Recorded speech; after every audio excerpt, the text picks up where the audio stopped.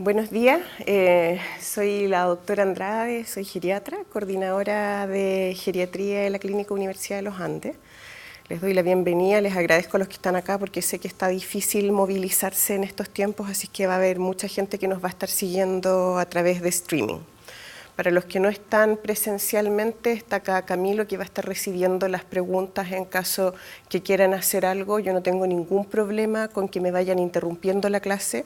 La idea de esto es que podamos ir haciendo en el fondo un resumen de todo lo que vieron. Es mucha información. Como se habrán visto, en realidad los adultos mayores los vemos en equipo multidisciplinario, entonces en realidad hay muchas cosas que no hacemos necesariamente los médicos, sino que el nutricionista, kinesiólogo, terapeuta ocupacional, asistente social, etc. Y les pido disculpas anticipadamente porque estoy un poco resfriada, así que puede que me tenga que estar sonando de vez en cuando.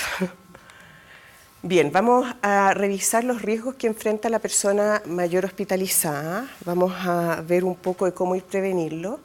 Quiero que vayamos revisando un caso clínico que vamos a ir viendo punto a punto para ir viendo cada una de las cosas e ir integrando conceptos. Y en relación a ese caso clínico vamos a ver algo de proporcionalidad terapéutica y también planificación de alta. Muy introductorio, esta es la realidad hospitalaria de personas mayores. Si nosotros acá nos fijamos en lo que está azul más oscuro, son los pacientes de 65 años y más. Y en el fondo, si vemos los egresos hospitalarios y los costos hospitalarios que ocupan estos pacientes es altísimo. O sea, alrededor de un 50% de los costos hospitalarios lo ocupan estos pacientes de 65 y más años, a pesar que son solamente un 15% de los que se hospitalizan. Entonces, es muy importante entender que esto también es un problema de salud pública, o sea, el que nosotros prevengamos una hospitalización y que eventualmente la cortemos lo más posible para que ese paciente no se disfuncionalice es muy importante. Ahora, ¿qué cosas tienen únicas los adultos mayores que nos obligan a que hagamos una evaluación distinta? Lo primero es que habitualmente tienen múltiples comorbilidades, ¿cierto? No es raro que llegue un paciente de 80 años que es diabético, hipertenso, con fibrilación auricular, que tiene un EPOC, y ese paciente tiene por lo tanto muchos fármacos y nosotros, además de evaluar la parte médica, tenemos que ir evaluando los otros dominios. Entonces ya tiene una complejidad en sí mismo el que tenga múltiples comorbilidades. Lo segundo es que estos pacientes pueden tener síntomas que son vagos o mal definidos. Nos va a pasar que de repente llegue un paciente que tiene una neumonía y que no ha tenido todo.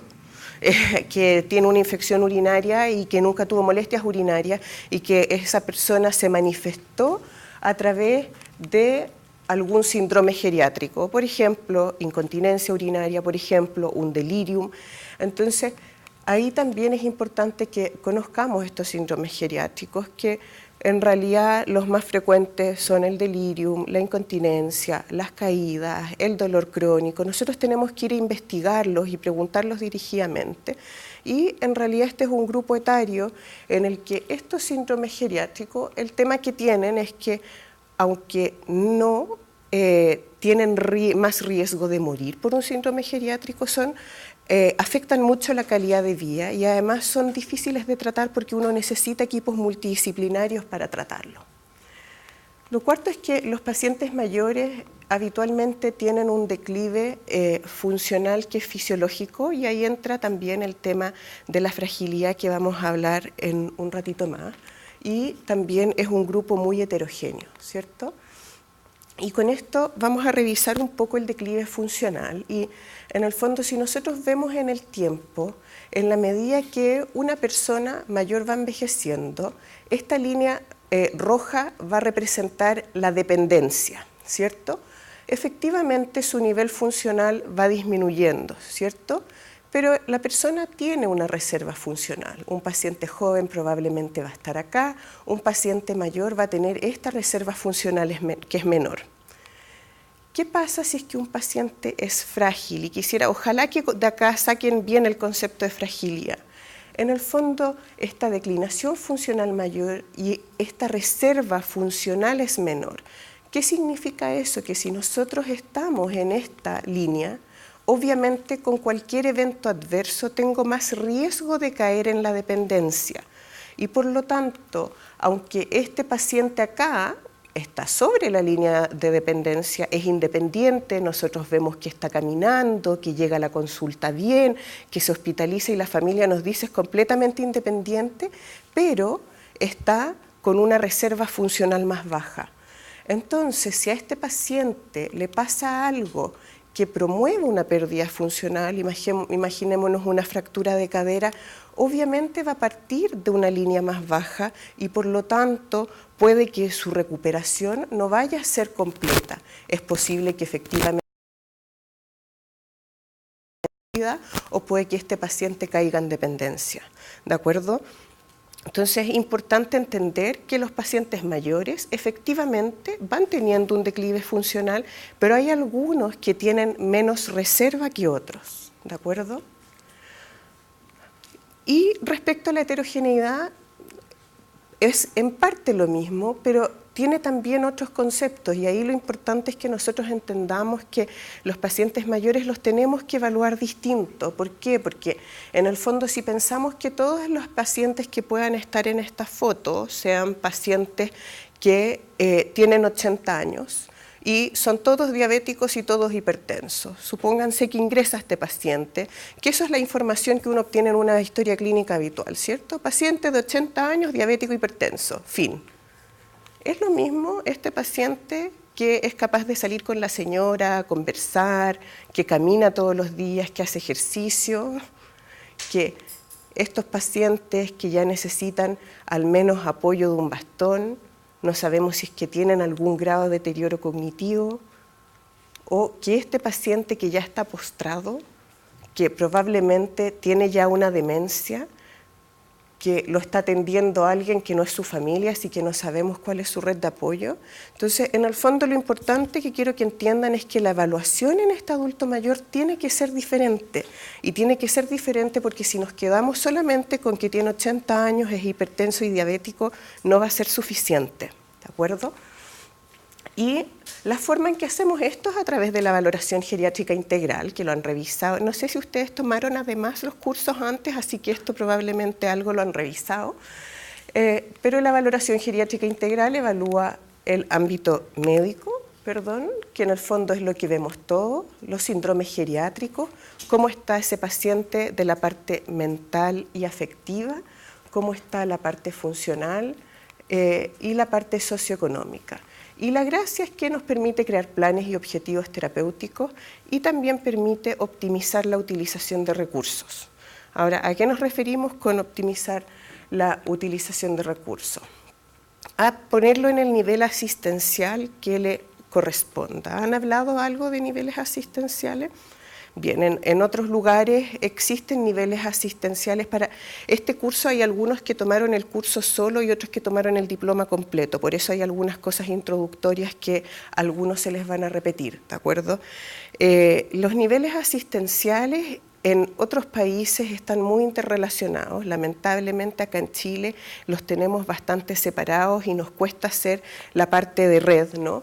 Pero los que existen son las unidades geriátricas de agudos, que son lugares donde el paciente se hospitaliza, es visto por un equipo multidisciplinario dentro del hospital y ahí va viendo que ese paciente no se desfuncionalice, se nutra de manera adecuada, lo evalúa el asistente social, ¿de acuerdo? Y estas unidades geriátricas de agudos se ha visto que mejoran la funcionalidad. En general, produce una satisfacción en equipo y pacientes y además reducen el costo. Están por otro lado las unidades de recuperación funcional, que son para pacientes que han tenido una pérdida de función. Imagínense, por ejemplo, un paciente con un accidente vascular o una fractura de cadera que estaba independiente antes de que se hospitalizó, pero que no tiene la red de apoyo para recibirlo en la casa. Estos lugares son lugares donde van y se rehabilitan posterior a la hospitalización y van mejorando su funcionalidad y de forma que después puedan volver a su casa de manera adecuada. Y se ha visto que esta unidad de recuperación funcional mejora la funcionalidad física y calidad de vida y no hay efectos específicos en mortalidad y los costos son neutros.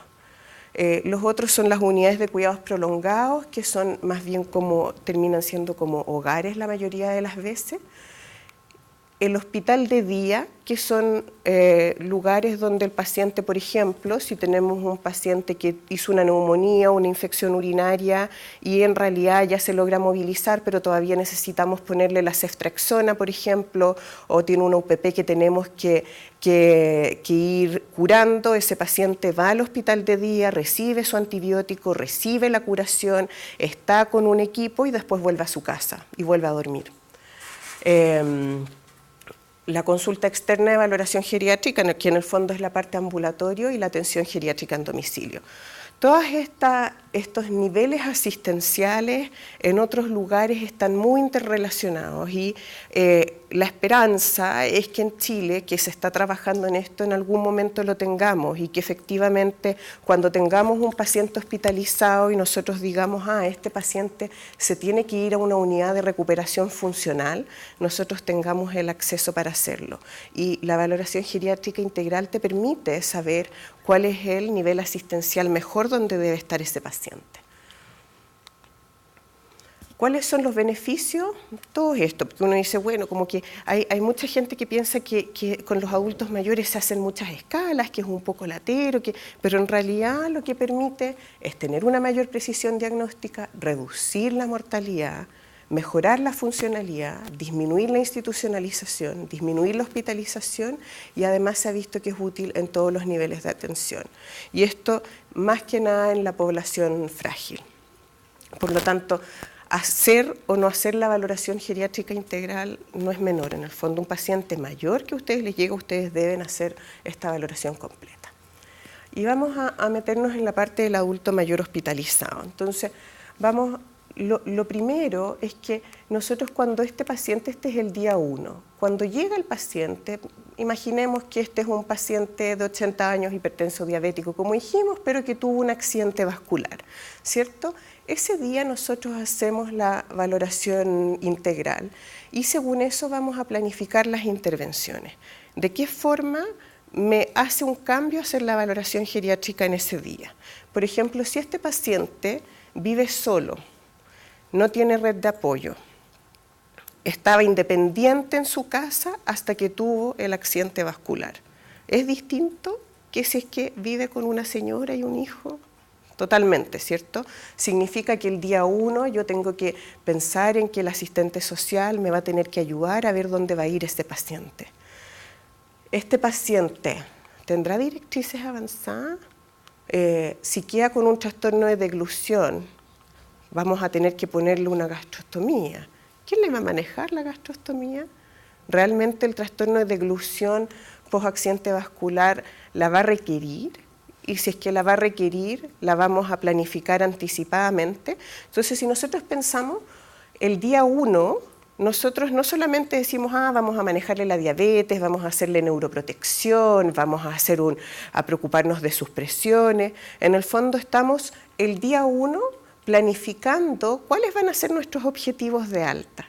Y esto nos permite que la hospitalización además sea acotada, porque es muy frecuente que nosotros el día 15 del paciente hospitalizado llaman al geriatra o algún hospitalista o el que sea, doctora, caso social. El paciente lleva 2 semanas hospitalizado con un accidente vascular y lo queremos dar de alta y nos dimos cuenta que no tiene familia. O no traga nada. ¿Y cómo hacemos? ¿Alguien puede manejarle la gastro? Ahora está requiriendo insulina y antes no la necesitaba. ¿Cómo lo vamos a hacer? ¿Se entienden o no? Entonces, en el fondo, el que nosotros el día 1 decimos, bueno, este paciente tenía esta funcionalidad, esta es su red de apoyo, nos permite planificar desde muy anticipadamente. Y acá en la valoración de ingreso es importante que este estado previo en un accidente vascular cambia radicalmente, ¿no? Pero el estado funcional previo es lejos lo que más nos sirve a nosotros como marcador pronóstico en los adultos mayores. Entonces, si un paciente ingresa por una neumonía, ese paciente puede que los últimos 2 días no se haya levantado de la cama, no esté yendo al baño, esté incontinente. Pero si ese paciente 2 semanas antes estaba funcionalmente activo, cognitivamente intacto, es muy probable que vaya a tener una buena recuperación, ¿no? Y además, saber el estado previo también nos permite ver qué es lo que nosotros vamos a esperar de esa hospitalización, porque en el fondo es distinto tratar de recuperar funcionalmente a alguien postrado, que no vamos a lograr hacerlo, a alguien que estaba independiente antes de llegar a hospitalizarse. Entonces, el día 1 nosotros proponemos y definimos cuáles van a ser nuestros objetivos de alta, más o menos pensamos cuáles son las cosas que vamos a hacer en la parte médica, en lo funcional, en lo cognitivo, revisamos lo social y obviamente durante la hospitalización nos acompañamos del equipo multidisciplinario, que implica evaluar la parte nutricional, hacer la kinesioterapia, si requiere terapeuta ocupacional y ustedes lo tienen disponible en el hospital, hacerlo, que lo evalúe el asistente social y el día en que el paciente ya está estable, en condiciones de alta, nosotros definimos, ya lo hemos definido antes, ¿cierto?, para a dónde se va a ir ese paciente. Este paciente con accidente vascular, si vive solo, es muy probable que no se pueda ir para su casa, ¿cierto? Tendremos que buscar un lugar donde haga su rehabilitación antes de irse, o a lo mejor va a tener que irse a algún hogar, pero eso nosotros ya lo estamos planificando anticipadamente, ¿bien? Entonces, vamos a entrar a este caso clínico que ojalá puedan ustedes ir también aportándome. Esta es una interconsulta que reciben ustedes desde cirugía. Es un hombre de 80 años que estuvo agitado en la noche y bueno, ingresó por dolor abdominal en observación, ¿ya? Lo van a ver, el paciente está solo en la habitación, lo ven contenido de la zona abdominal y de ambas manos, no hay interno, todos están en pabellón, algo que ocurre muy frecuentemente en cirugía, y la enfermera, que es la que les da la información, les cuenta que estuvo inquieto, que en la noche gritaba, que se trató de bajar de la cama y que le indicaron media ampolla de Aldol y una ampolla de Alprazolam y además lo contuvieron. ¿Saben cuánto tiene una ampolla de Aldol? 5 miligramos. Es una dosis muy alta para alguien mayor, ¿ya? En general, para control de agitación, de delirium, ocupamos 0,5 a 1 miligramo. Y eso es importante que lo sepan porque la gente asume que la dosis es media ampolla o una ampolla y esto es una dosis muy alta para alguien mayor, ¿de acuerdo? Yo muchas veces para evitar confusión, cuando pongo 0,5 miligramos, pongo entre paréntesis 1/10 de la ampolla, ¿de acuerdo? Porque esto nos puede significar confusiones y que le pongan la ampolla entera. Con esas dosis pequeñas, en general, los pacientes responden y un paciente mayor, en realidad, con 5 miligramos satura el 90% de sus receptores. Por lo tanto, dosis más alta, lo único que hacen es sedarlo más. Y esto es importante, después vamos a ver algo de delirium, pero es importante que ustedes sepan que se demora en actuar. Entonces, cuando nosotros ponemos Aldol, ¿qué es lo que le habrá pasado a este paciente? Seguro estaba agitado, esperaron 10 minutos y la enfermera, pero está todavía inquieto, ¿qué vamos a hacer? Está agitado. No va a hacer efecto el Aldol antes de 20 minutos, no hace efecto, ¿de acuerdo? O sea, es lo que se demora en actuar 20 a 30 minutos.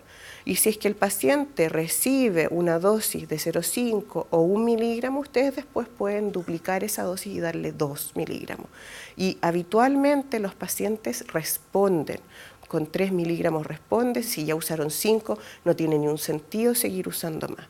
Entonces, esta media ampolla ya es una dosis alta, probablemente esperaron 5 minutos, no pasó nada y el paciente se ganó un Alprazolam, ¿ya? El Alprazolam en adultos mayores, las benzodiazepinas en general, aumentan el riesgo de confusión y esto insisto, porque hay muchos lugares, sobre todo en la parte psiquiátrica, en que los pacientes que están agitados reciben como un combo Aldol benzodiazepinas. Eso no se ocupa en adultos mayores, ¿de acuerdo? O sea, las benzodiazepinas ustedes las guardan para que pacientes que hayan tenido reacciones adversas a fármacos. Si es que este paciente tiene un Parkinson, este paciente probablemente podría haber recibido, porque los pacientes con Parkinson tienen riesgo con Aldol, pero en dosis pequeña, 1 miligramo, ¿de acuerdo? Ustedes no pueden ocupar 4 miligramos, que es lo que tiene la ampolla en alguien mayor, lo dejan planchado durante 2 días, ¿de acuerdo? Entonces este paciente recibió Aldol y alprazolam, y vemos en su ficha que tiene una enfermedad de Parkinson, que está en tratamiento con Prolopa, no sabemos la dosis, esta es lo que sale en su ingreso clínico, ingresa con dolor abdominal, le hicieron una ecografía que tiene meteorismo y se ven deposiciones sin otros hallazgos, parece no hay apendicitis, diverticulitis, entonces dado el dolor lo dejaron en observación. En este paciente, el Aldol, ¿es buena opción? ¿Parkinson? ¿Hay contraindicación o no hay contraindicación? Es un caso complejo, por eso lo estamos revisando, porque se van a encontrar con esto. Un adulto mayor que ingresa por un delirium habitualmente recibe Aldol, 0,5 miligramos. Si es que un paciente tiene Parkinson, tiene contraindicación para recibirlo, igual que si un paciente que tiene demencia por cuerpos de Levy, porque son pacientes que hacen más rigidez, que pueden hacer reacciones paradojales, pueden hacer hasta hipertermias malignas. Entonces, este es el paciente en el que lo vamos a evitar. Pero si llegamos a usar una benzodiazepina, va a ser en dosis baja, porque las benzodiazepinas no las usamos en delirium, las reservamos exclusivamente para estos pacientes que son las excepciones, y cuando un paciente les hace un delirium por deprivación, que es distinto, un paciente que usa benzodiazepinas crónicas y que se las quitaron en la hospitalización o que es OH crónico, en esos pacientes podemos usarlo, ¿de acuerdo? Entonces, tenemos no mucha información, ¿cierto? 80 años, con un Parkinson, al parecer sin otros antecedentes mórbidos, sabemos que usa Prolopa, no tenemos idea de la dosis, y que ingresó por este dolor abdominal que queda en observación. Y este es su examen físico. Ustedes ven que está soporoso, difícil despertarlo, cuando lo mueven logra vigilia 1 segundo, mide 1,72 m, pesa 60 kilos y está desorientado y en realidad con lenguaje inteligible, no pueden saber bien qué es lo que dice. Presiones 160, frecuencia cardíaca 90 por minuto y está desaturando un poco y está con algo de temperatura.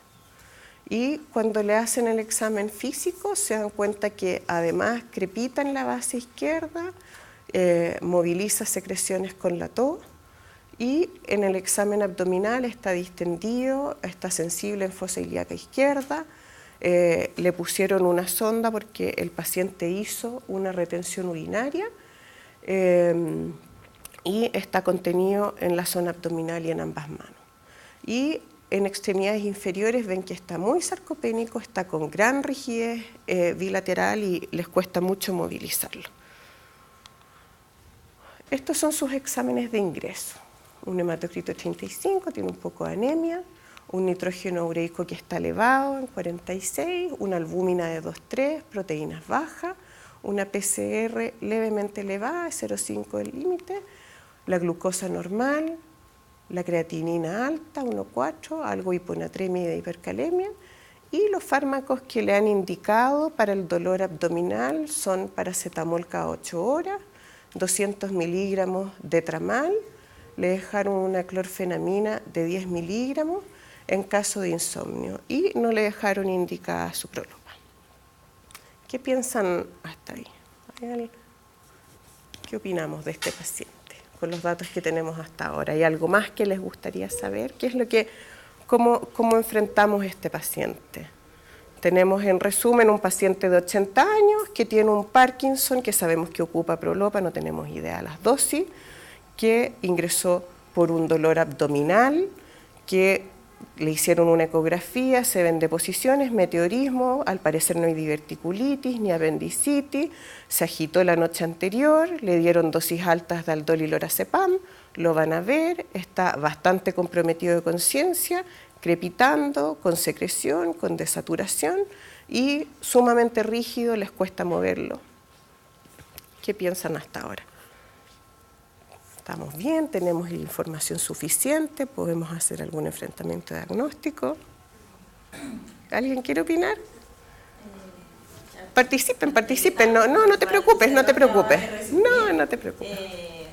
Bueno, pues de entrada, así con el cuadro, lo inicial eso sería descartar que cuando uno estoy haciendo un fecaloma, preguntar eso, el dolor abdominal cuando inició. Ahora, antes de eso, si lo estoy viendo en la condición que está ahora, quisiera saber cuál es su basal a la familia, si independiente que el señor tenga el Parkinson y todo, si se comunica, si él es autovalente, o sea, me gustaría saber eso, qué tan independiente es el señor, un parte previo, y para poder tener una claridad como de tiempo de evolución y todo, ya, porque de pronto cuando el paciente tiene ese problema para comunicarse, muchas veces la familia si no está al pendiente de cuándo fue su última deposición o cómo son las deposiciones normales, el tipo de alimentación, porque igual los medicamentos que toma le pueden afectar la parte de su tránsito intestinal. Eso me gustaría saber, y de entrada descartar realmente que el cuadro sea por algo abdominal. Ya luego con esa ecografía y con los demás hallazgos y la parte pulmonar, habría que empezar o pensar de pronto en una neumonía, puede ser una neumonía basal, y seguir como los otros cuadros. Y efectivamente el compromiso, después de todo esto que le administraron, pues su compromiso de que su lenguaje no se entiende, de que está rígido, también puede ser asociado a los efectos secundarios del medicamento. Y ¿qué más? No, eso sería. Excelente, súper bien. ¿Quieren agregar algo más? O sea, en el fondo necesitamos saber su basal, ¿cierto? Porque sabemos que tiene Parkinson, pero no es lo mismo un Parkinson de 2 años que de 10 años de evolución. No sabemos si es que está cognitivamente intacto, si eventualmente ya tiene algún grado de trastorno de deglución secundario al Parkinson, ¿cierto? ¿Estará cognitivamente bien? Tampoco lo sabemos, ¿cierto? ¿Habrá en algún momento hablado algo de directrices avanzadas con algún familiar? ¿Con quién vive? ¿Cómo llegó este paciente? ¿Cierto? El Parkinson efectivamente se asocia mucho a constipación, entonces, ¿cuándo fue la última vez que tuvo deposiciones? Y si es que ahora está con una neumonía, ¿será que ya venía con algo respiratorio de antes? ¿Será que aspiró ahora? ¿Cierto? Súper bien. Entonces, necesitamos tener más información de este paciente y necesitamos llamar o ubicar a alguien de la familia. Esto que les sale espontáneamente, lo felicito, y que pareciera algo tan básico no se hace. Entonces uno llega a ver una interconsulta a un paciente y no hay información en la ficha. Y ningún tratante se ha preocupado de ver si es que efectivamente ese paciente basalmente está bien funcionalmente, quién es la persona que lo apoya. Entonces necesitamos hacer su valoración geriátrica integral, ¿cierto? Y obtener más información para ver cómo vamos a enfocar a este paciente. Si es que está grave, vamos a trasladarlo, lo dejamos en pieza. Y esta es la información que nos da la hija, ¿ya? El paciente tiene un Parkinson de 10 años de evolución y no tiene otros antecedentes importantes. Ocupa Prolopa, media pastilla cada 4 horas, 5 veces al día. ¿Por qué 5 veces? ¿Ustedes saben? No sé. Por la vía media, ¿cierto? Esto es importante que lo sepan, porque la Prolopa tiene una vía media muy corta y en la medida en que el Parkinson va avanzando, también el efecto va siendo más corto.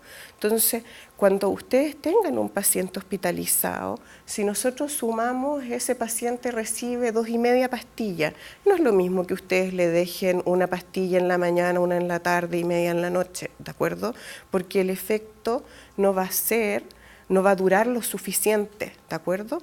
Y además la prolopa es un fármaco que produce bastantes síntomas digestivos, puede producir náuseas, entonces en general se va partiendo con dosis pequeñas y varias veces en el día. Entonces si este paciente ocupa cada 4 horas, nosotros tenemos que hacer lo posible porque se respete también ese horario durante la hospitalización.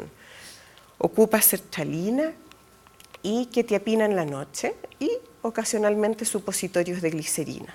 Y cuando revisamos sus síndromes geriátricos, que estas cosas uno las debiera preguntar dirigidamente, nos cuentan que tiene una alteración visual, que usa lentes con los que los corrige, no tiene alteración auditiva, ya pareciera haber un deterioro cognitivo de base que vamos a revisar más adelante la información que nos da la hija, hay una alteración del sueño que es el motivo por el que ocupa la quetiapina, tiene una depresión que partió al parecer casi junto con el Parkinson porque la sertralina la ocupa ya por el mismo tiempo, tiene un trastorno de marcha y caída, se cae frecuentemente, tiene incontinencia urinaria ocasional. Y además tiene constipación y lleva 5 días ya sin deposiciones antes del ingreso. Y no es un paciente que sufra de dolores crónicos, no hay directrices avanzadas, la hija nunca conversó con su papá para ver si es que efectivamente le gustaría que lo invadan o no, hasta dónde van a llegar, en caso que tengan que definir proporcionalidad terapéutica. Y en la parte cognitiva, preguntándole dirigidamente, es un paciente que ya tiene fallas de memoria hace unos 3 años, pero a pesar de estas fallas, que parece que son leves, él es capaz de hablar de las noticias, de la realidad nacional, y las hijas le dice que claramente en este momento está más perdido de lo que está habitualmente, porque por primera vez no la reconoce. Él, a pesar de que tiene algún grado de deterioro cognitivo, jamás ha dejado de conocer a su hija y por primera vez le preguntó quién era, entonces dice, definitivamente no está en su basal cognitivo en este minuto. Tiene esta depresión de larga data que ya está en tratamiento en la parte afectiva. En lo funcional, es dependiente para sus actividades de la vida diaria, salvo lavarse. Es capaz de lavarse la cara sola, pero necesita ayuda para entrar a la ducha. Lo ayudan a cortar la comida y requiere apoyo para trasladarse y para la marcha. Tiene un Barthel de 45, mide ciertas actividades básicas de la vida diaria, un Lawton y Brody de 0 de 8. Y cuando come es frecuente que tenga toros y también ha tenido caídas a repetición. Revisaron el Barthel y el Lawton, los conocen bien. Vamos a hacer el ejercicio con este paciente. Dijimos que necesita ayuda para cortar la carne, tiene 5 puntos, lo ayudan para entrar a la ducha, así que ahí tiene 0, para vestirse requiere ayuda, 10, es independiente para lavarse la cara, 15, 5 tiene por deposiciones que ocasionalmente requiere que lo ayuden con un supositorio, también para la micción tiene incontinencia ocasional, ahí llevamos 25, para trasladarse requiere apoyo y para deambular también, ahí están los 45 y en realidad necesita asistencia completa para subir y bajar escaleras, ¿ya? Y eso en el fondo nos dice que este paciente tiene una dependencia funcional al menos moderada. Y en el Lawton y Brody, porque el Barthel es el que te permite estar independiente en tu casa, el Lawton y Brody el que te permite salir de manera independiente, tiene 0 puntos, ¿de acuerdo? No tiene ninguno de los siguientes. Entonces, en el fondo es un paciente por lo menos con demencia moderada y cuando vemos cuál es la parte social, nos cuentan que es viudo, él es FONASA y vive solo con una hija, pero esta hija trabaja. Entonces, tiene una sobrina que va y lo apoya para ir al baño, para vestirse y para comer, y el resto del tiempo este hombre está solo, ¿de acuerdo? Está en una casa con escalera y su pieza está en el 2º piso. Entonces, con esta información, es distinto que sin la información. Cambia absolutamente, ¿cierto? O sea, cambia completamente el panorama de un paciente de 80 años que entra con dolor abdominal y tiene un Parkinson de base. Acá tenemos un paciente que tiene una mala red de apoyo, que funcionalmente es dependiente, que ya tiene algún grado de deterioro cognitivo. Entonces, si hubiéramos hecho nuestro ingreso habitual, tendríamos esto. Eso nada más, ¿cierto? Y eso es lo que tenemos habitualmente. O sea, si eso es lo impresionante, porque cuando uno va a ver a un paciente hospitalizado, esta es la información que obtenemos. Y paciente ingresa por caída con fractura de cadera, o paciente ingresa con dolor abdominal para observación, fin. Y nos queda absolutamente incompleta la información con todo esto, ¿cierto? Entonces, al examen físico, ¿haríamos algo más? ¿Le pediríamos algún otro examen? ¿Hay algo más que le harían al examen físico? Un tacto rectal, ¿cierto? O sea, este paciente, no, necesitamos, sobre todo porque además llegó con retención urinaria. Y ahí también tienen que tener ojo, porque los pacientes con fecaloma con frecuencia hacen retención urinaria y muchas veces ese es el motivo por el que ganan la sonda. Y se van con la cuestión del urólogo, y en realidad el paciente le trataste el fecaloma y después logró orinar espontáneo, ¿ya? Este paciente además, acuérdense que le dejaron tramal para el dolor, que también puede empeorar la cosa urinaria y producir más constipación. Le dejaron clorfenamina. ¿La clorfenamina qué efecto tiene? Tiene mucho efecto anticolinérgico y por lo tanto también puede producir retención urinaria, aumentar el riesgo de fecaloma y aumenta el riesgo de delirium, ¿de acuerdo? Entonces, ¿y le pediríamos algún otro examen? ¿Hay algo más que una radiografía de tórax, cierto? Porque tenemos este paciente que hizo además un cuadro respiratorio, lo que no sabemos y muchas veces ahí nos cuesta es que si ingresó por dolor abdominal, puede que este paciente en la agitación nocturna con los fármacos encima, ya con un trastorno de deglución de base en que no le dieron la prolopa, haya incluso aspirado dentro del hospital. Y eso no es infrecuente, porque si se acuerdan tampoco tenía parámetros inflamatorios tan elevados. Entonces es muy probable que este paciente haya llegado solo por la cosa abdominal y nosotros le vamos agregando iatrogenia durante la hospitalización. ¿Y cuáles son los riesgos que tiene este paciente? Vamos a ir viendo los distintos riesgos asociados a la hospitalización. Este dibujo que ustedes lo tienen en varias partes en su presentación, les recomiendo que lo vean. En realidad es un resumen muy claro de todas las cosas a las que está expuesto un adulto mayor cuando se hospitaliza.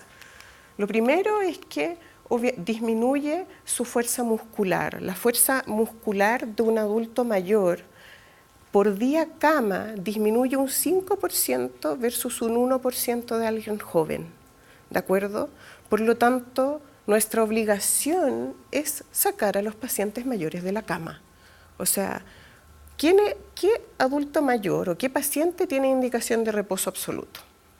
Vayan diciéndome. Un infarto, tiene reposo absoluto. Si está policontuso, que también es variable porque puede que lo puedan mover en cama, pero así como reposo absoluto, usted no se puede levantar, paciente infartado que va a estar en la UCI. Porque está con ventilación. Que está, claro, paciente que así todos después se empiezan a mover, o una TBP que estamos recién anticoagulando, pero así como pensar realmente indicaciones de alguien que necesite reposo absoluto, casi no existen. Entonces, lo primero es que ustedes el reposo lo pongan. Reposo relativo, levantar asistido, pero es importante que ustedes, esto que suena súper básico, lo hagan, porque si el paciente queda en reposo, o sea, su masa muscular, si disminuye 5% por día, en 2 semanas un adulto mayor puede salir sin caminar en silla de ruedas, ¿de acuerdo? Entonces, eso es algo importante. La inestabilidad vasomotora, los pacientes, o sea, en este paciente que además tiene un Parkinson, que manejan presiones más bajas, que no se está hidratando de manera adecuada, que es frecuente que hagan hipotensión ortostática, tienen riesgo de hacer caídas sincopales y fracturarse incluso durante la hospitalización. la densidad mineral ósea, esta misma disminución en la movilización hace que se pierda masa ósea. Con una semana de hospitalización uno se demora casi 3 a 4 meses en recuperar la masa ósea de ese paciente. O sea, en el fondo, todo esto son las cosas que tienen que ver con el reposo, ¿de acuerdo? La ventilación, los adultos mayores ya les cuesta ventilar, hay más rigidez en costillas, disminuyen su presión de oxígeno basalmente. Imaginen además esa situación acostado, ¿de acuerdo? Entonces, obviamente, hay más riesgo de la parte ventilatoria, más riesgo de hacer infecciones, atelectasia. En la parte del sensorio, la deprivación sensorial. Este paciente que usa lentes, tráigale sus lentes. Si es que el paciente usa audífonos, llévenle los audífonos. Los pacientes mayores tienen basalmente alteración del mecanismo de la sed. Y ahí es importante que nosotros eduquemos a nuestros equipos y también a las familias que les ofrezcan líquido. O sea, si es que uno mira una sala de hospital habitual, ¿se han fijado dónde queda el velador? O sea, existe posibilidad que el paciente, si es que efectivamente tiene sed, acceda al agua. O sea, esas son cosas que son súper básicas, pero en realidad, si es que el paciente no tiene acceso a agua, no se va a hidratar. Entonces, y pensar también en que el olfato está disminuido y por lo tanto se producen alteraciones también en la parte nutricional, ¿cierto? Tienen la piel más frágil y el riesgo de hacer úlceras por presión es altísimo. Los pacientes, uno debiera movilizarlos cada 2 horas, máximo 4. La presión es tan alta sobre la piel que esos pacientes que no se movilizan hacen úlceras de presión y por eso alguien dice, ay, pero doctora, si estuvo 3 días en cama, no importa, suficiente, hizo la UPP, ¿de acuerdo? Y la tendencia a incontinencia urinaria. Y acá esto también es un tema importante porque nosotros, más o menos el porcentaje de incontinencia urinaria en adultos mayores de la población, ¿saben cuánto es? 15-30%, ahí varía, ¿cierto? Pero aumenta hasta 50% en adultos mayores hospitalizados. ¿Y esto por qué? Por algo tan básico como que les ponen pañales. Entonces, ese paciente que ingresó continente se hace incontinente durante la hospitalización.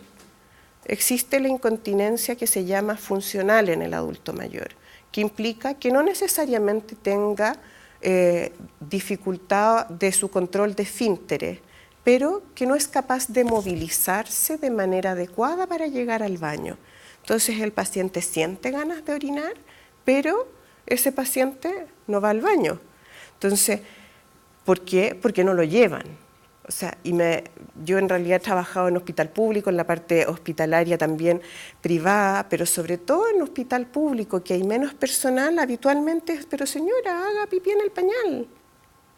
Ahora, díganme ustedes, si les dicen, hagan pipí en el pañal, y ustedes van al baño habitualmente, ¿qué opinan de eso?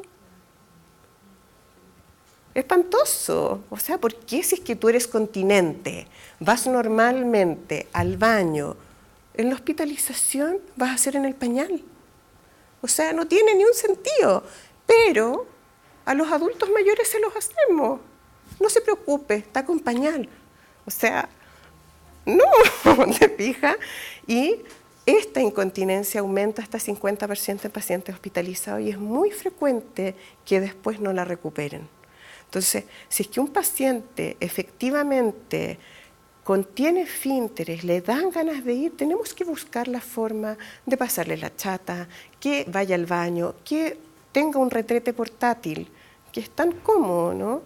Entonces... Y disminuye también la constipación, porque muchas veces, o sea, tenemos pacientes que por solo sentarlo en el baño portátil, claro, solucionamos todo el problema de la constipación. Absolutamente. Súper bueno tu comentario, porque hay pacientes que en el fondo no se sienten cómodos en una chata, y que es lógico. Entonces, el paciente está con retención urinaria y constipación, y tú le pusiste el retrete portátil al lado, fue al baño y se solucionó el problema. El problema fisiológico también pasa la bacteria. Exactamente. Así que es algo barato y que en realidad no cuesta obtener. ¿Alguno trabaja con hospitalizados de los que están acá? ¿Sí? ¿Dónde están? ¿En qué hospital? Yo turno en el geriátrico. Ya, en el Instituto Nacional de Geriatría, en la parte pero en la parte hospitalaria, en el fondo, que tienen la hospitalización. Bien. Entonces, pero la UGA sí tiene más el enfoque encaminado a eso, a la rehabilitación, entonces sí ve un poquito más de movilización comparable. También es hospitalización en el Luis Disney y pasa eso, de que el paciente pide ir al baño, pero no hay quien nos lleve porque no lo pueden dejar en el baño, entonces la respuesta es esa, no, pero tiene pañal, el pañal. La UGA sí trata como de mantener más la funcionalidad, así que sí uno puede ver que es más fácil que en el transcurso del día lo movilicen y el paciente le mantengan un poquito más esa autonomía. Claro, que es distinta hospitalización geriátrica. Sí. Claro, es como bien dirigido y está con... Exactamente. Ahora, ahí en el fondo lo importante es que a ustedes les va a tocar hacer esos cambios, porque las cosas que estamos conversando acá, que suenan como de perogrullo, en general no se aplican. Entonces uno tiene que estar consciente para darse cuenta. En el fondo, a ver, ¿qué tan lejos está el velador? ¿Tiene quien le ofrezca agua? ¿Quién es el que lo va a acompañar al baño? Si es que no hay personal, vamos a dejar que haya un familiar que esté presente y que nos apoye en la alimentación, que nos apoye en darle líquido, en levantarlo al baño, en movilizarlo. Entonces, en el fondo, todas estas cosas que tienen que ver con alguien que está en reposo y que les produce malos outcomes son cosas que tampoco son difíciles de solucionar, porque si uno piensa en el costo real, no es tan alto. En cambio, el costo que va a tener no hacerlo sí es altísimo. Produce dependencia, institucionalización y muerte. ¿Te fijas? Entonces, es muy importante que nosotros, desde el momento en que uno ya cambia la mirada, en el fondo uno tiene que tratar de ir educando al resto del equipo que va trabajando en la atención de estos pacientes. Y vamos a revisar algunos de estos temas que vimos durante el curso de farmacoterapia subóptima, algo de desnutrición, de deterioro funcional y de delirium. Y en la farmacoterapia subóptima, en realidad, el concepto de polifarmacia, ustedes han visto que ha ido cambiando durante los años, ¿no? La polifarmacia antes uno simplemente hablaba de un paciente que tiene hartos fármacos. En algunas publicaciones aparece sobre 5 fármacos, en otros sobre 9, pero en realidad polifarmacia uno, ya si es que tiene un fármaco que está mal indicado en una persona, habla de polifarmacia o de prescripción inapropiada, que probablemente es el mejor nombre, ¿cierto? Se habla también de polifarmacia cuando uno tiene que dar un fármaco para contrarrestar el efecto de otro. Por ejemplo, un paciente con prolopa que está con hipotensión ortostática, que le doy Butrón. Cuando tengo duplicadas indicaciones. Y entonces acá uno de los temas no solamente son los fármacos nuevos que introducimos durante la hospitalización, pero también la suspensión de los fármacos previos. En este paciente la prolopa no estaba indicada y además le dimos Aldol y lo encontramos rígido, que no lo podíamos ni mover. Y no sabemos si es que aspiró porque estaba sin la prolopa y por lo tanto empeoró su trastorno de deglución, ¿cierto? Entonces, en el fondo, nosotros tenemos que investigar cuáles son los fármacos que toma ese paciente y, en general, son pocos los fármacos que cambiamos en la hospitalización.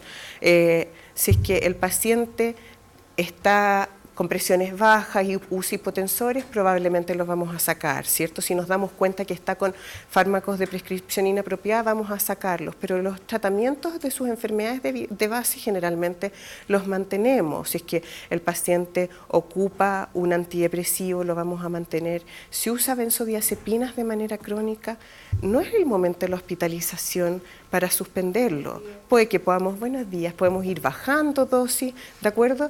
Pero acá uno de los problemas además es que en la hospitalización los pacientes están expuestos a muchos médicos distintos.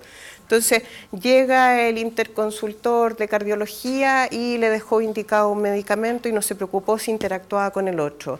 Llega el interconsultor de broncopulmonar y cada interconsultor deja sus indicaciones, ese paciente muchas veces incluso va cambiando de tratante y en el camino se agregan, se sacan fármacos y el paciente cuando llega al final de la hospitalización tiene 10 medicamentos y nadie sabe si ya los usaba de antes o se agregaron durante la hospitalización.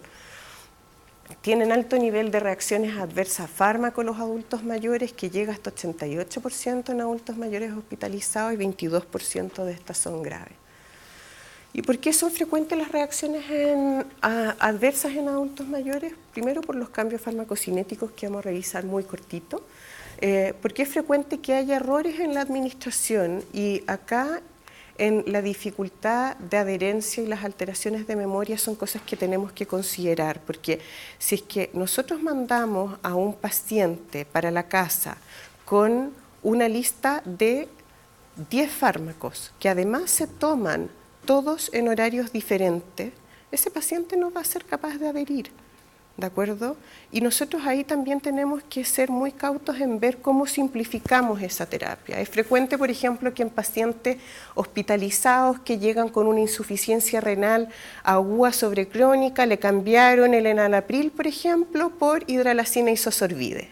¿Cierto? Súper frecuente, para proteger la función renal. ¿Cuántas veces se toma la hidralacina isosorbide? La hidralacina más isosorbide, ¿cuántas veces se indica?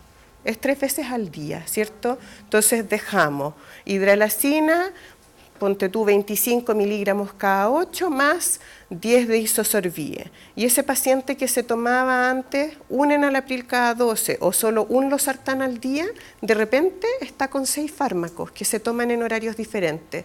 Y resulta que el paciente recuperó la función renal y en ningún momento dijimos, lo vamos a volver a su losartán, por ejemplo. Entonces, o tal vez nunca necesitó la hidralacina isosorbide. Es importante el tema de ir simplificando. Ustedes cuando toman un remedio, ¿lo siguen a la pata de la regla? Cuando toca tomar un antibiótico de repente, chuta, se me olvidó la dosis. Imagínense para alguien que toma 10 medicamentos y en horarios diferentes. Entonces estas son cosas que tenemos que considerar. La prescripción inapropiada cuando no conocen bien los fármacos, sobre todo cuando son médicos que van agregando fármacos de especialidad. Y el ajuste de dosis de manera inadecuada.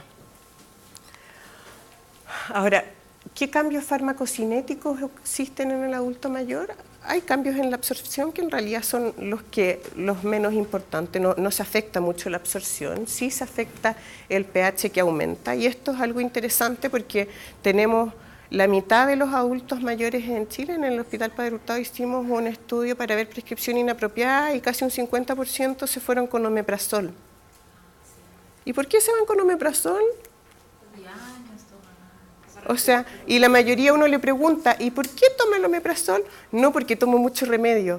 Uno dice, ¿pero y por qué? Si en el fondo, si ese paciente ya tiene una acidez disminuida, estoy disminuyéndosela más. ¿Y para qué? ¿Tiene indicación del omeprazol? O atorvastatina también. Quedan pegadas por años, ¿cierto? Entonces, en el fondo, es importante que nos cuestionemos si el paciente necesita el fármaco o no, porque un paciente que ingresó con omeprazol y que lo tomaba porque tomaba 10 fármacos, es muy probable que no lo necesite. Distinto si ese paciente tenía reflujo, si es que tuvieron que hacer trataron de sanar una úlcera, que probablemente es por un tiempo acotado y después de eso ya no lo requiere. La distribución. Hay un cambio por la forma en que los pacientes mayores tienen masa muscular y grasa. Tienen menos masa muscular y más grasa, ¿cierto? Y eso significa que cambia el volumen de distribución de los medicamentos. ¿Qué va a pasar con un fármaco lipofílico, por ejemplo? ¿Qué se les ocurre? Aumenta el volumen de distribución y por lo tanto el fármaco va a estar más tiempo dando vuelta. El diazepam, que tiene una vía media larga, de 2 a 3 días, en un adulto mayor puede estar 5 días. ¿de acuerdo? Es un fármaco lipofílico y por lo tanto todos los fármacos lipofílicos aumentan el volumen de distribución en los pacientes mayores. Y por otro lado, los que son hidrofílicos es al revés. Entonces tú puedes llegar a dosis tóxicas muy rápidamente, que es lo que pasa con la digoxina. ¿De acuerdo? Entonces, lo otro es la albúmina. Este paciente tiene una albúmina 2,3. Supongamos que necesitamos anticoagularlo. ¿Qué pasa? Aquí es importante que existen fármacos que se unen a proteínas y que nosotros, si no los conocen, los buscan, ¿de acuerdo? Pero, por ejemplo, la warfarina y el neosintrón son fármacos que tienen una alta unión a proteínas. Entonces, ¿a quién no le ha pasado que llega el paciente que estaba regularmente anticoagulado y te muestran el carnet y estaban todos sus INR entre 2 y 2,5 y se hospitaliza y llega el INR a 6? ¿Les ha pasado, no? Es súper frecuente y uno dice, ¿qué pasó? Bueno, a ese paciente le dieron paracetamol y el paracetamol se une a proteína. Y si el paracetamol se une a proteína, van a competir. Y si es que compiten, aumenta la fracción libre del fármaco. Y entonces, ese paciente va a estar sobreanticoagulado. Y ahí hay que tener ojo, porque todos los pacientes que usan anticoagulante oral suben y bajan los niveles de anticoagulación durante la hospitalización. Y en realidad cuesta mucho controlarlos hasta que uno ya los tiene con sus fármacos de base, ¿de acuerdo? Entonces esto es algo que tienen que considerar. La fenitidina se usa proteínas, pueden llegar a niveles tóxicos rápidamente en alguien que tiene albúmina baja. Entonces los niveles de albúmina, a ustedes, si no se acuerdan, pues no tienen por qué saber los medicamentos que se unen a proteína. Si un paciente está con una albúmina muy baja y ustedes le están agregando un fármaco nuevo, van a decir, a ver, veamos cómo es la unión a proteína, ¿será que voy a llegar a niveles tóxicos con esto? Mejor me ajusto. El metabolismo en la parte hepática disminuyen las reacciones, sobre todo de fase 1, que son las de reducción, hidroxilación, más que las de fase 2. Y estas son las que son dependientes del citocromo P450. Entonces, por ejemplo, un diazepam que se metaboliza acá, en un paciente mayor que además tiene harta grasa, más que músculo, aunque sea delgado, obviamente va a dar vuelta mucho rato y puede llegar a niveles tóxicos. Así que el diazepam no lo ocupen en adultos mayores. Y la excreción también cambia y en general va disminuyendo con la edad. Y esto es importante que lo sepan probablemente, sobre todo en los antibióticos, ya que siempre que le den un antibiótico a un adulto mayor, revisen si se corrige por función renal. Por ejemplo, la ceftriaxona, que es una cefalosporina de tercera generación, no se corrige, pero casi todas las otras se corrigen. Entonces, claro, como uno tiene ceftriaxona en la cabeza, dice, no se corrige. No, si le dejan cefadroxilo, si dejan cefotaxina, si dejan otra, van a tener que corregirla por función renal. Entonces, tampoco es necesario que lo sepan, pero si un paciente tiene un clearance de 30, ustedes tienen que revisar si es que ese paciente necesitan hacerle ajuste del fármaco, ¿de acuerdo? Ahora, ¿qué riesgos existen para presentar RAM? Obviamente, mientras más fármacos, más riesgo. Los pacientes que tienen insuficiencia cardíaca, enfermedad hepática, insuficiencia renal, más comorbilidades y que tenga historia de RAM previo. ¿Bien? Y la prescripción inapropiada, esto es un poco lo que les contaba antes, puede ser porque el paciente no tiene indicación de ese fármaco y se lo dejaron. Un omeprazol que no tiene indicación es una prescripción inapropiada, que el fármaco no tiene efecto, y eso es algo que nosotros tenemos que evaluar. Por ejemplo, en las artrosis, la glucosamina y condroitin, que claro, ese es un fármaco que uno deja para la artrosis, pero lo que está demostrado que produce es disminución del dolor, ¿no? Nos va a regenerar cartílago. Entonces yo evalúo, ¿tuvo efecto a los 2-3 meses? No, no tuvo efecto. Lo saco, ¿de acuerdo? la duplicación de fármacos, y acá yo les sugiero que siempre hagan la lista completa de los medicamentos, porque hay muchos médicos que indican o indicamos fármacos con nombres que son de fantasía. Entonces uno de repente se encuentra con un paciente que, por ejemplo, toma un enalapril y un enalten y que no sabe que son lo mismo, ¿de acuerdo? Entonces revisen, porque muchas veces tenemos duplicados fármacos porque están tomando el medicamento de fantasía con el general, o porque fueron a 2 doctores y le hicieron las recetas diferentes y uno le puso el de nombre de fantasía y el otro el genérico, entonces el paciente dijo, este es nuevo, lo voy a agregar, ¿de acuerdo? La frecuencia de fármacos innecesarios en adultos mayores es 57%, es altísimo. Así es que también cuando ustedes tengan a un paciente que se hospitaliza, revisen los fármacos. ¿Tiene indicación? ¿No tiene indicación? Como decías tú, de repente la atorvastatina se quedó pegada, el paciente tenía colesterol alto, no sé, a los 30 años, ahora ya tiene 80, tiene una vía media acotada, o sea, no la necesitamos, ¿cierto? Y las medidas para reducir prescripciones inapropiadas que en general ocupamos en geriatría, estos criterios de Beers y Stop Start. No sé si ustedes los conocen, los han visto en alguna.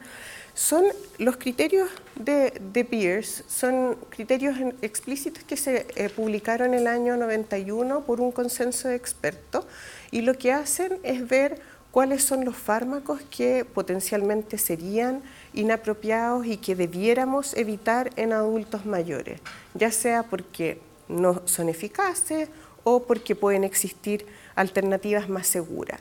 Y es una lista de medicamentos que en el fondo dice, estos fármacos ustedes los debieran evitar, por ejemplo, amitriptilina, que es un tricíclico que tiene un efecto anticolinérgico importante, que existen en este minuto fármacos mucho más seguros en el mercado para tratar la depresión y que además nos va a generar otros efectos adversos, ¿de acuerdo? Entonces, es una lista de fármacos y además describen fármacos que, por ejemplo, no deberían usarse en ciertas patologías. Si es que un paciente es constipado, qué sé yo, evitar bloqueadores de canales de calcio, etc.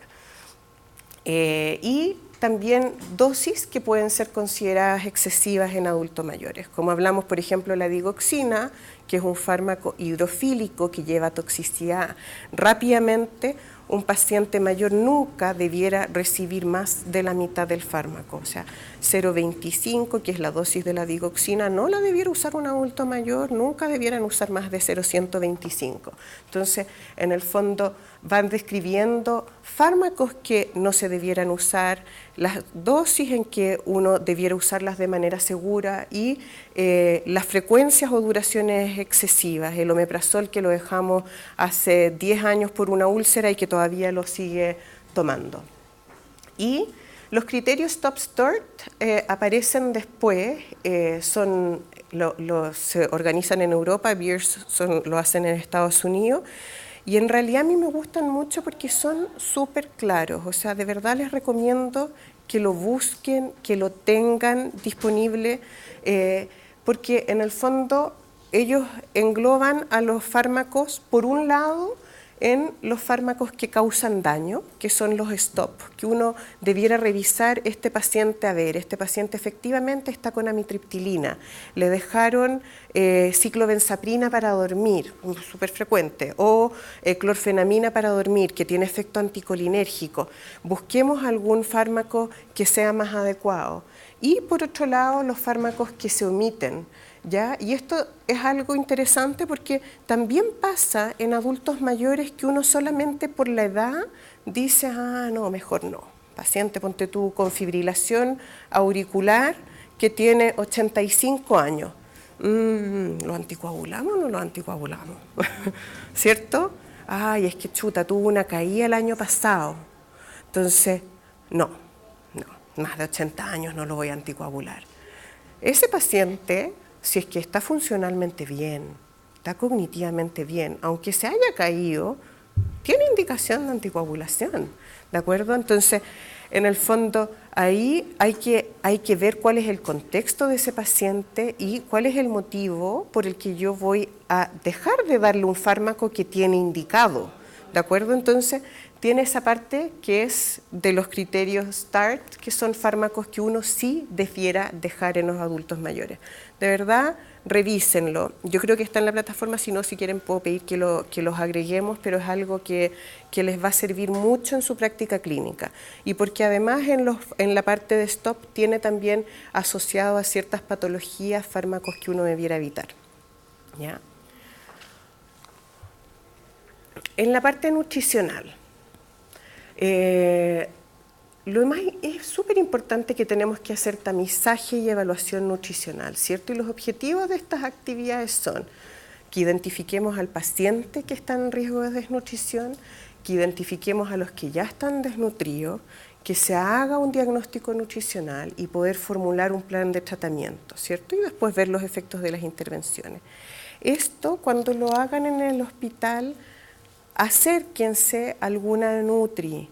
Lo importante es que, porque ustedes no le van a hacer las evaluaciones completas de tamizaje y evaluación nutricional, ¿cierto? En el fondo, existen distintas herramientas, la evaluación subjetiva, el MNA. A mí me gusta mucho el Mini Nutritional Assessment porque toma las dos partes. Hace la parte de tamizaje, que en el fondo ve si la persona ha bajado de peso, cuál es su índice de masa corporal ahora, y la parte de evaluación que ve cuántas comidas tiene al día, si es que cómo está el perímetro de pantorrilla. Entonces da mucha información, pero esto habitualmente lo hacen las nutricionistas.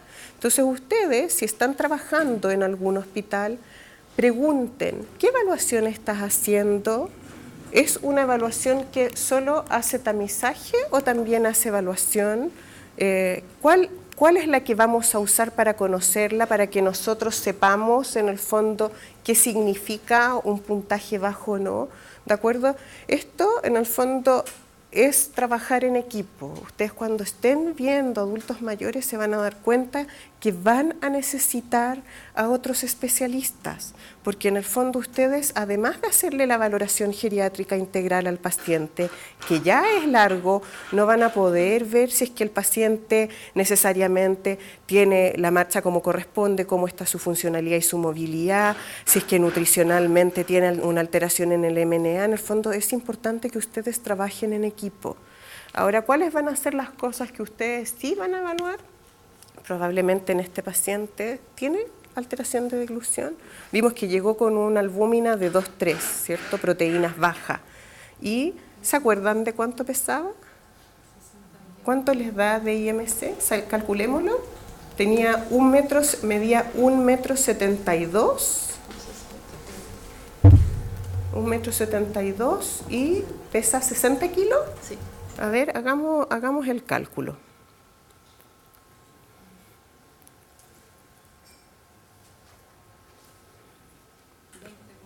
Un 20.3. Eso en adulto mayor, ¿es normal? ¿Es bajo? ¿Cuál es la diferencia del IMC en adulto mayor? ¿Es igual que en adultos jóvenes o no? Es distinto, ¿ya? Y esto es importante porque para un adulto normal, en el fondo joven, 25 se considera el límite para sobrepeso y para un adulto mayor es 28, ¿ya? Entonces, este paciente está ya con un peso bajo, con una albúmina baja, o sea, y dijimos que lo vimos sarcopénico en el examen físico, probablemente tiene dificultades en la movilización, ¿cierto? Porque nos dijo ya la familia que necesitaba apoyo para trasladarse. Entonces, ese paciente ya está con una desnutrición. Entonces, son cosas que nosotros tenemos que evaluar, pero el IMC, en el fondo quiero que se graben que es diferente el valor en adultos mayores. Y es diferente el valor porque se ha visto que en niveles más bajos y niveles más altos hay más mortalidad. Entonces, se nos corre de 21 a 25 a 23 a 28. Ese es el IMC normal en alguien mayor. Este paciente está bajo peso. Esto, la dentición que esté en mal estado o ausente, tienen que revisarla. Si un paciente está bajando de peso, fíjense cómo está su dentadura, fíjense si es que ocupa o no algún tipo de prótesis dental. Muchas veces tienen las prótesis sueltas y eso no les impide comer de manera adecuada. Si es que el paciente tiene disfagia o náusea, este paciente usa Prolopa, ¿tiene efectos colaterales? Hay que preguntarle, ¿cómo sufre de náusea? Y si es que sufre de náuseas, ¿qué podemos hacer?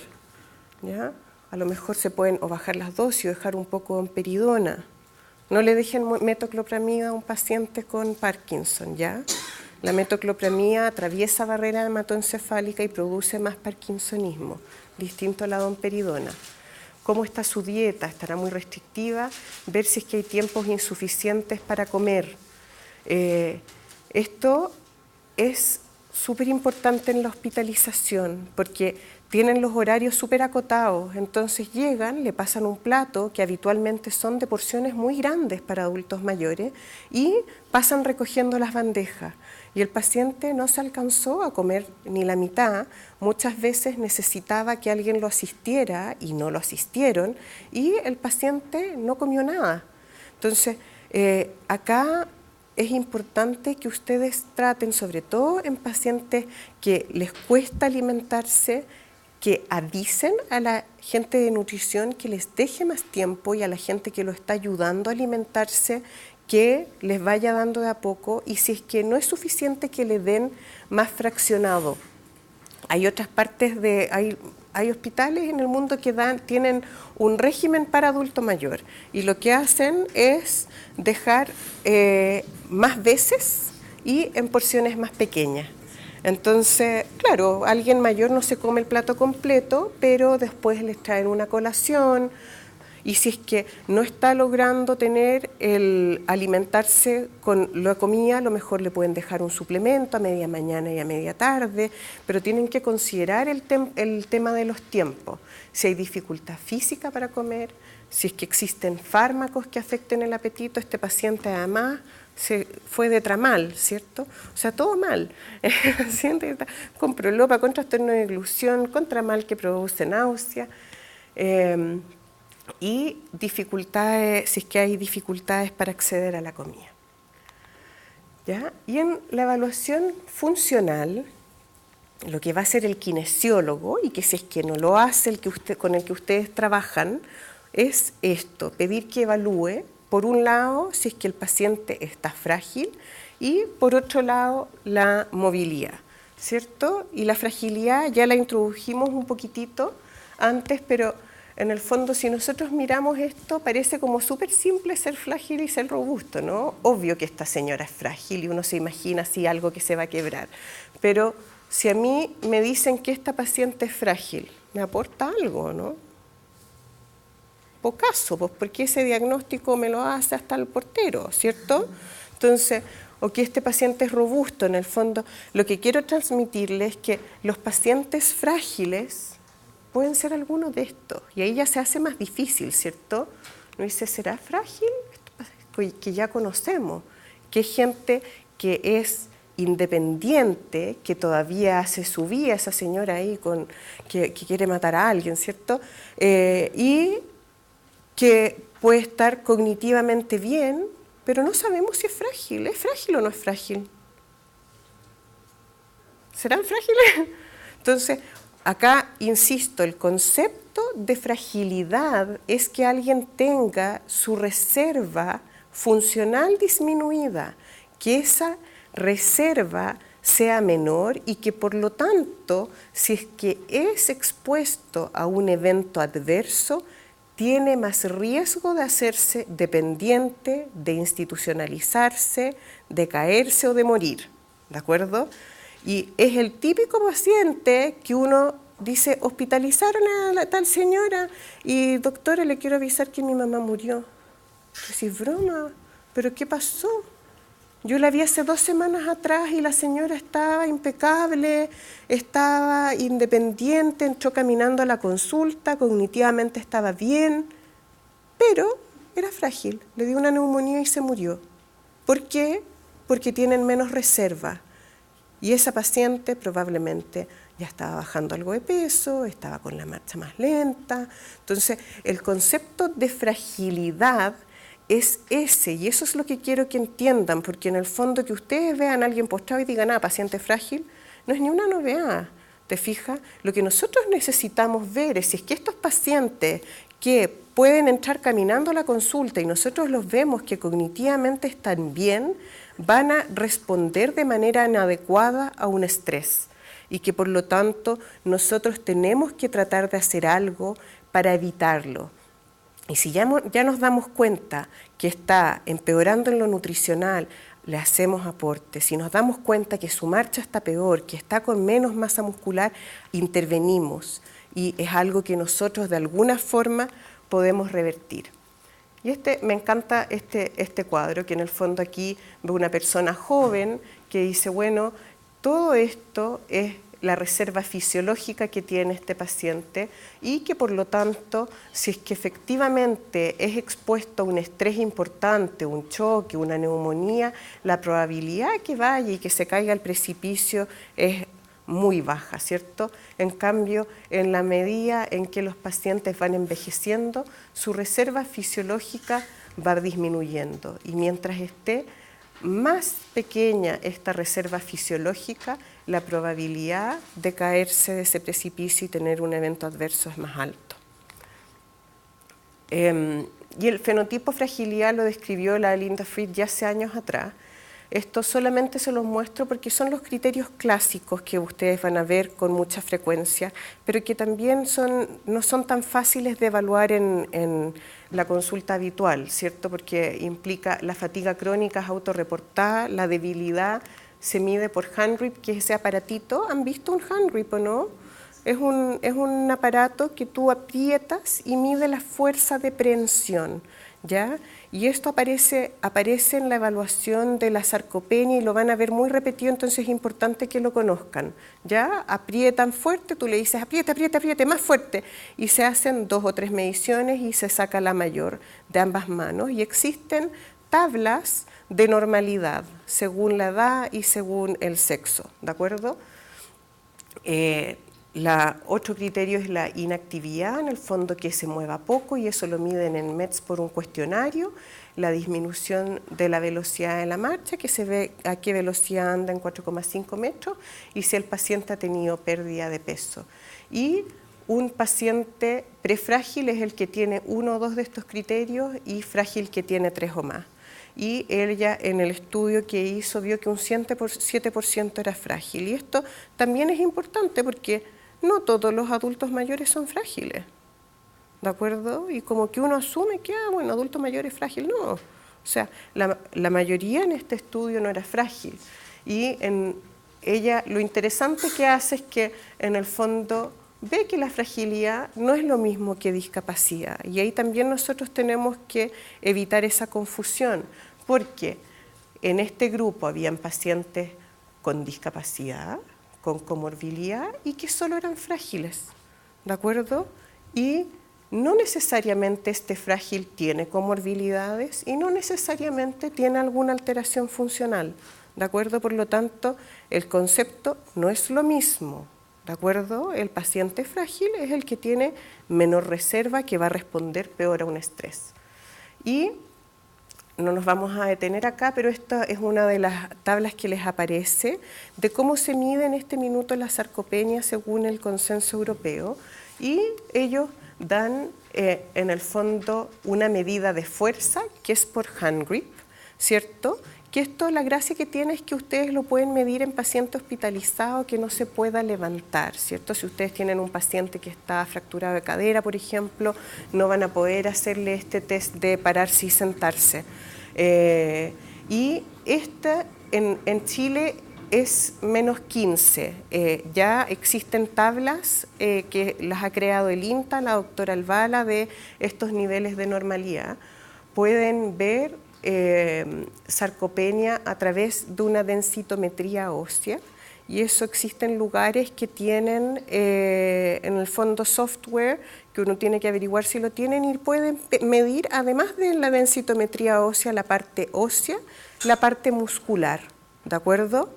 Y estos puntos de corte que son para ver cómo está el performance, la funcionalidad, la velocidad de la marcha, el SPPD, que en el fondo ve el paciente parado así sobre los dos pies, en semitándem y en tándem, ve cómo está el equilibrio, y el TUC que lo hacen en varios consultorios, ¿cierto? Y lo otro es medir la movilidad. Entonces, cuando un paciente se hospitaliza, ustedes pídanle al kinesiólogo que de alguna forma evalúe si este paciente es frágil o no, qué grado de sarcopenia pueda tener, que puede ser con medidas de fuerza y performance, y lo otro es cómo el paciente se mueve. Y esta escala no está validada en Chile, la está Eusebio Bravo, que es el que hizo esta parte del curso, la está validando en el J, pero la gracia que tiene es que permite ver al paciente en la cama, ¿ya? Porque en el fondo tenemos pacientes mayores, probablemente este paciente es difícil que lo podamos hacer marchar y pedirle que haga un tándem, semitándem, pero le pide hacer el puente, que es como levantar las caderas y mantenerse ahí, ver si es que es capaz de rodar hacia el lado, ver si es capaz de sentarse, entonces mide movilidad del paciente, ya sea dentro de la cama o afuera. ¿De acuerdo? Lo que les quiero transmitir de nuevo con esto es que estas cosas ustedes no las van a hacer, pero ustedes tienen que ir armando equipo y más o menos entender lo que tienen que evaluar.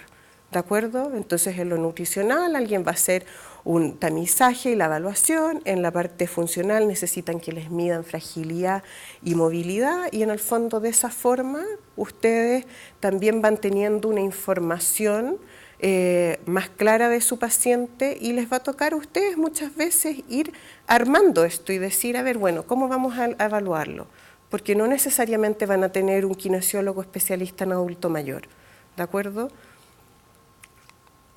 Bien, vamos a hacer el receso y ahí seguimos porque es mucha información.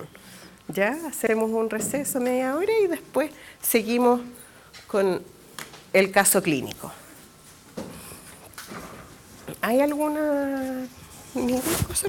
Bien, ¿me puedo sacar esto? ¿Qué cosa? Sí, tiene que firmar ahí, sacar una de esas carpetitas que tienen la diapositiva. Doctora, ¿qué hora volvemos más o menos? ¿20 minutos? Yo creo que 30 minutos, no sé, después del cafecito. ¿Por qué le quieres decir a...